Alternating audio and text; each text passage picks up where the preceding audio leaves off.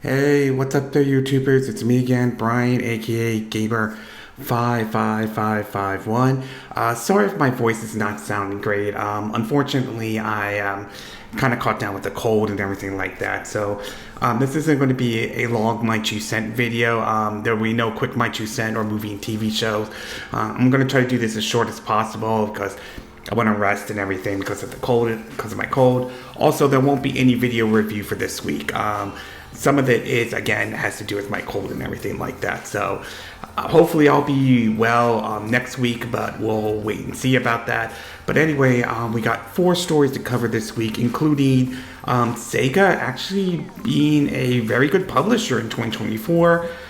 The worst kept secret, but the announcement of Tony Hawk Pro Skater 3 and 4. Acclaim making a comeback, which is kind of surprising, and a removal of a game on the Nintendo Switch online service. If you're interested where I got the source of this information, links will be in the description of this video, assuming you're watching this on YouTube. Excuse me. But we'll get started with our first story, and this one has to do with the Nintendo Switch Online. Now, we've seen Nintendo basically has grown the Switch Online service, though, in terms of putting more and more games on the system, whether it's, games like NES, Super NES, we started to see Game Boy Advance, and even Nintendo 64 and Sega Genesis as well. Most recently, we learned that Donkey Kong 94 and Mario Picross, if I'm saying the name correctly, have made their way over to the Nintendo Switch. But one thing we have never heard of is basically them removing a game from the Nintendo Switch. And up to this point, we really have not seen them do that until today. Well, apparently it seems as though one game under the name of Super Soccer has basically been removed from the Nintendo Switch Online service, and it's also being removed in the US and in Europe as well. In an article from Nintendo Life, it reads, and I quote, following yesterday's announcement that update about the removal of Super Formation Soccer, known as, I think, Super Soccer here in the West, from the Nintendo Switch Online Super Famicom service in Japan, Nintendo has now confirmed that the location version of the game will also no longer be available later this month. The official gameplay for Super Soccer for the Switch Online Super Nintendo service notes the title will be removed from the digital library on March 27th, 2025 or 28th, depending on your location. The title is listed as Spike's Chunsoft release. If you check the details, the game via Switch Online servers, you'll see a message saying, excuse me, this game will no longer be available starting March 27th, 2025 at 6 p.m. Pacific Standard Time. Now, on one hand, this is a third-party game, so to some extent, I'm not losing complete sleep over it since it's not a first-party game or anything like that. Nevertheless, though, it is still a disappointment that this title is being removed from the service in general, and it kind of throws back to this whole all-digital future you hear some people talking about, and, well, when you see situations like this, it kind of flies into that face to some degree, because then you have these issues of these games being pulled from these servers and everything like that, and it becomes very difficult to basically, play these games in general. It's one of the reasons why there's been a push for, preserving a lot of these games and everything like that, and why a lot of people still feel physical media is the way to go to preserve a lot of these games. And, well, there's definitely truth to that. So I do think this is a very disappointing situation, though.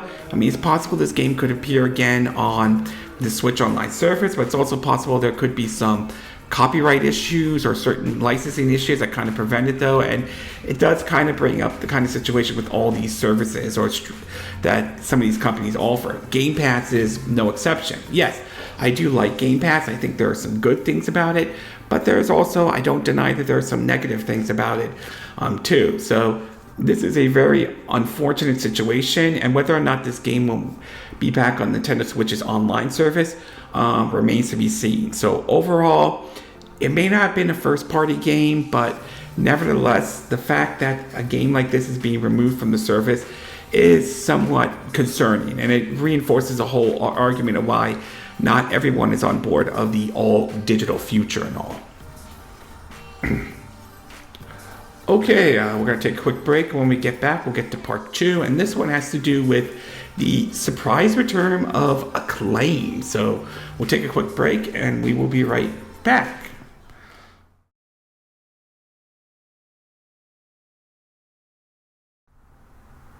Okay, and we are back with part 2 of my 2 cent video.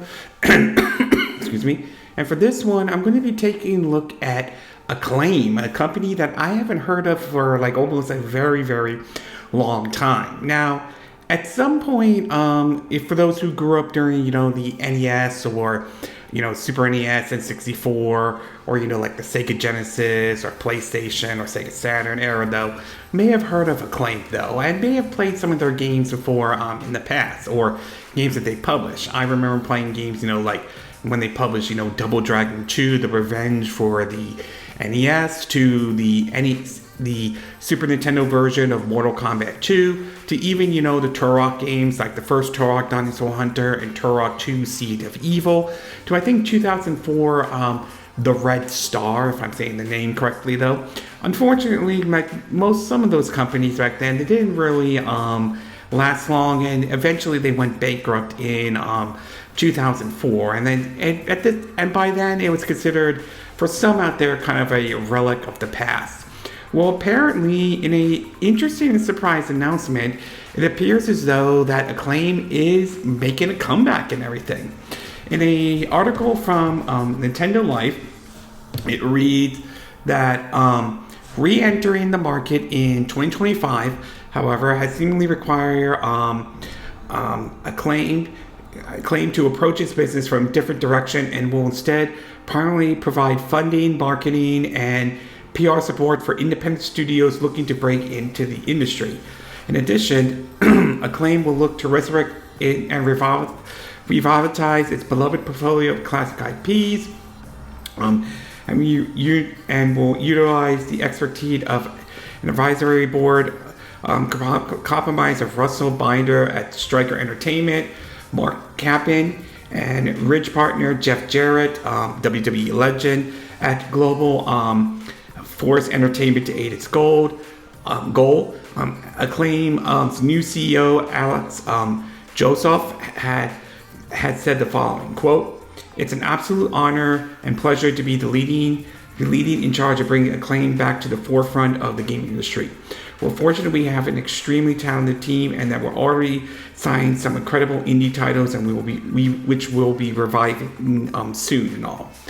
Now, I mean, this could go 2 different ways, though. I do think that, on one hand, it could be a possibility that this could end up being a very good thing, and they could see maybe bring back some old titles that may have been dormant and everything like that. Although we have heard, Turok has sort of made somewhat of a comeback, indeed, and with their reports of, a new Turok game in the work and everything like that.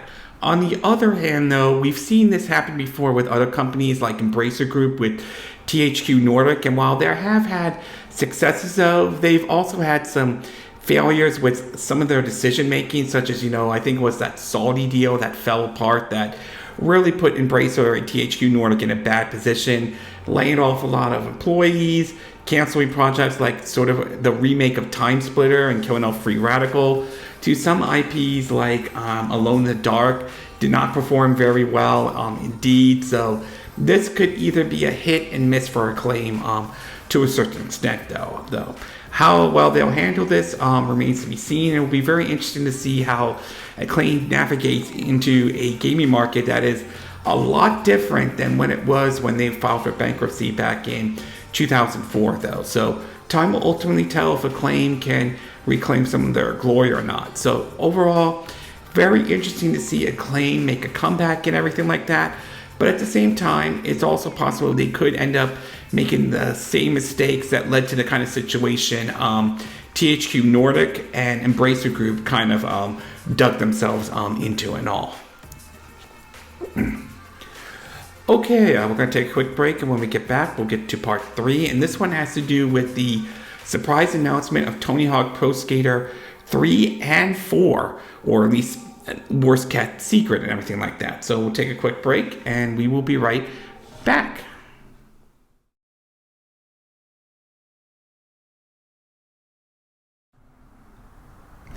Okay, and we are back with part 3 of my 2 cent video. And for this one, we're going to be talking about possibly the worst kept secret this year so far. And that is the official announcement of Tony Hawk Pro Skater 3 and 4. Now, when Tony Hawk Pro Skater 1 and 2 was released a couple years ago, a lot of people did enjoy that game, and many wonder if 3 and 4 or Tony Hawk Underground 1 or 2 were going to happen and all. And at the time, Activision, before being purchased by Microsoft and everything like that, wasn't sure that game was going to happen, mostly because the original developer, Vicarious Vision, was basically merged into another company and everything to work on other games, to be exact. And at least according to Bobby Contact, he thought that was kind of a mistake looking back at that and everything like that. Fast forward a couple years later, and there was some rumblings going around on whether a Tony Hawk Pro Skater 3 and 4 were going to happen. Then we started to see it pop up like on several different like rating boards and everything like that. And what really became a worst kept secret finally got revealed when Activision officially announced that Tony Hawk Pro Skater 3 and 4 was officially happening, and it's coming to multiple platforms, including the Nintendo Switch.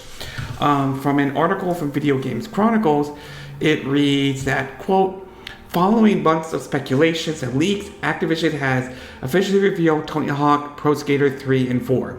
It will be released on July 11th, 2025, although more expensive editions of the game will be offered 3 days of early access starting July 8th. Featuring cross-platform online multiplayer, it will be available for Xbox Series X and X, Xbox One, PS5, PS4, Nintendo Switch, and PC via Battle.net, Windows, and Steam. It will also launch day one on Game Pass Ultimate and PC Game Pass. Everything you love is back, but revamped with more skaters, new parks, guard line tricks, eardrums, shattering music, plus a whole lot more, according to the description, accompanied by the game's reveal trailer and everything like that.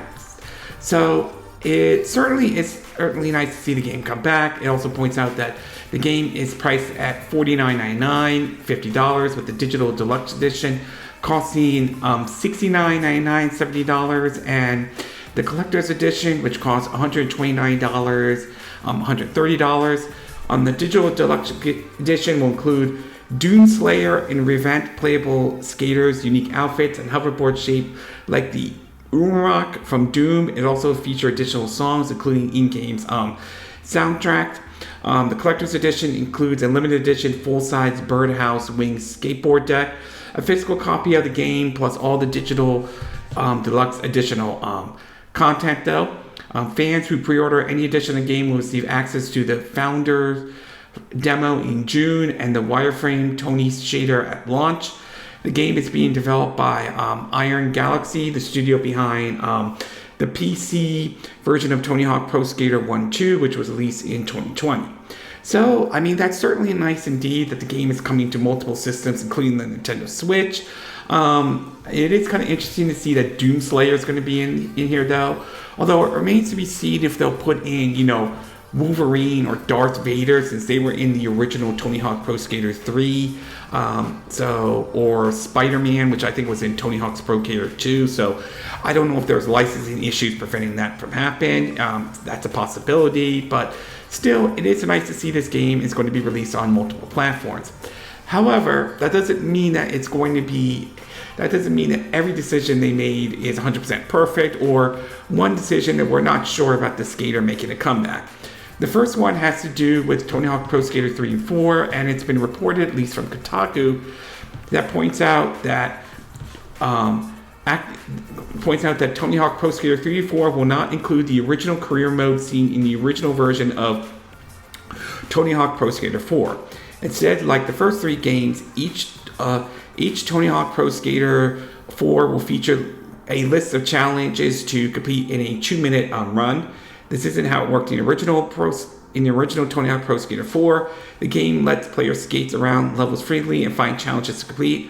While many of these challenges did have timers, between those challenges, players were free to skate around, explore, and collect money. So I don't know why this feature was removed in any way. I don't know if there was an issue or not, but it seemed kind of a little ridiculous that they're removing this kind of feature. Indeed, that was in the original Tony Hawk Pro Skater 4, so sort of a bit odd for them to do that and everything like that.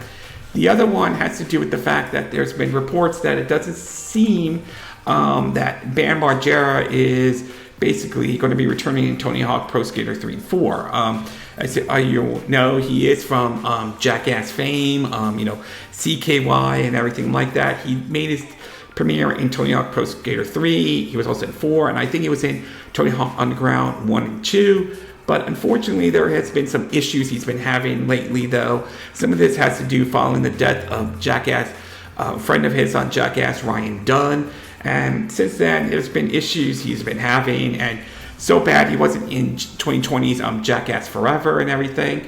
It reports here from Video Game Chronicles, a roster of newly announced remakes has revealed, and Bam Margera, who debuted in Tony Hawk Pro Skater 3, is missing.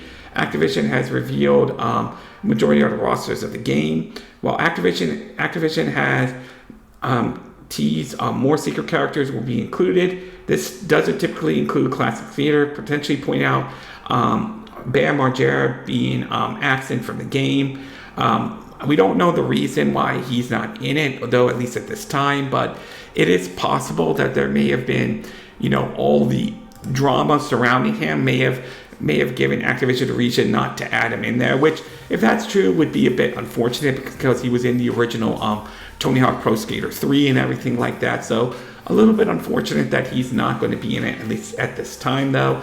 I do know there are certain issues he's been going through, so who knows if he'll show up or not, though. But in either case, though, it is certainly a nice announcement, but there may be some decisions that not everybody will agree with, though. So overall, great that Tony Hawk Pro Skater 3 and 4 is coming to multiple platforms, including the Nintendo Switch. But it is a little bit disappointed that the so-called free mode that was in Tony Hawk Pro Skater 4 is not going to be there. And Bam Margera not being there is a little bit unfortunate, though, although some could point to certain issues he's been dealing with and everything like that. Okay, we're going to take a quick break, and when we get back, we'll get to our fourth and final part. And this has to do with Sega in terms of having a good 2024 and all. So we'll take a quick break, and we will be right back.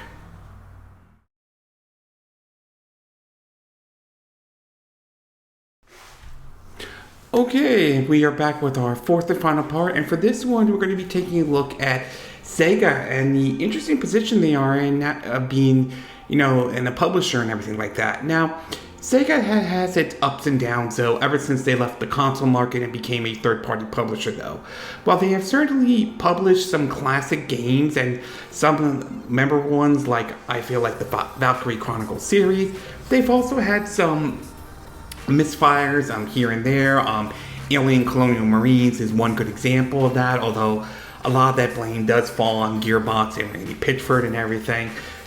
And there have been times when people sort of questioned what was going to happen with Sega, like were they going to be sold or anything like that. But lately, Sega has been kind of been put in a very good position lately.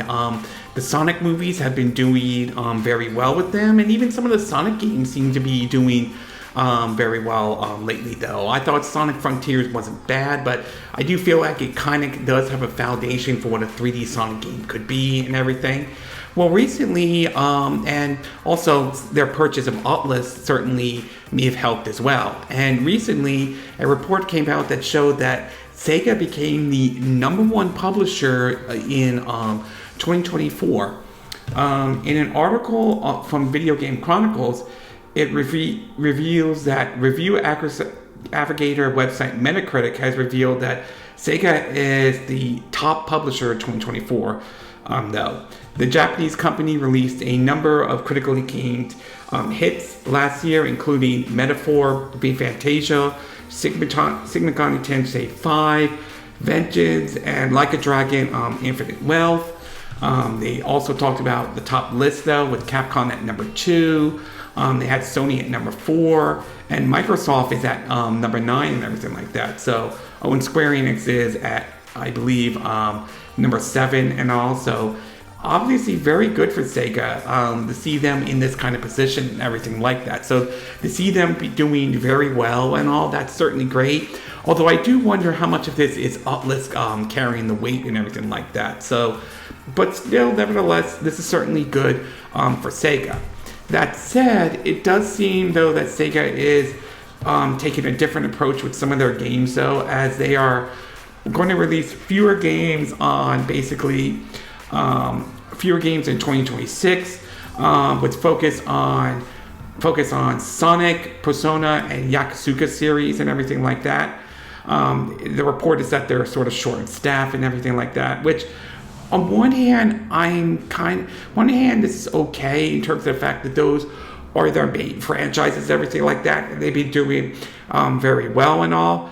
But on the other hand, I feel like this also misses an opportunity to revive maybe some other IPs, though. I mean, yes, we are seeing them revise, Crazy Taxi, Jet Set Radio, Golden Axe, and of course a new Shinobi game is coming out and everything like that. So I think that's great. But I'm also hoping this doesn't diminish them from maybe, bringing back the Valkyrie Chronicles series or any other IPs that's kind of has remained dormant for quite a long time and all, and not just rely on these three franchises alone. I mean, look what we're seeing with WB Games, as supposedly their claim is they're going to rely on just, DC, Game of Thrones, Harry Potter, and, Mortal Kombat, and that's pretty much it and everything like that. And this all came over the heels of the big loss the Suicide Squad killed the Justice League went through and everything. So I'm a little mixed on this approach of them relying only on those franchises only. I hope that this doesn't prevent them from maybe experimenting here and there and bringing in some new IPs here and there and all. So we'll have to wait and see how this all plays out though. But overall, very nice to see that Sega was the number one publisher in 2024. Although I will admit, I do have concerns in them just focusing on just Yakuza, Persona, and Sonic and everything. Okay, this concludes this My 2 Cent video for this week. And again, these are my opinion. What are yours? What are your thoughts about this game, Super Soccer, being removed from Nintendo Switch's online service?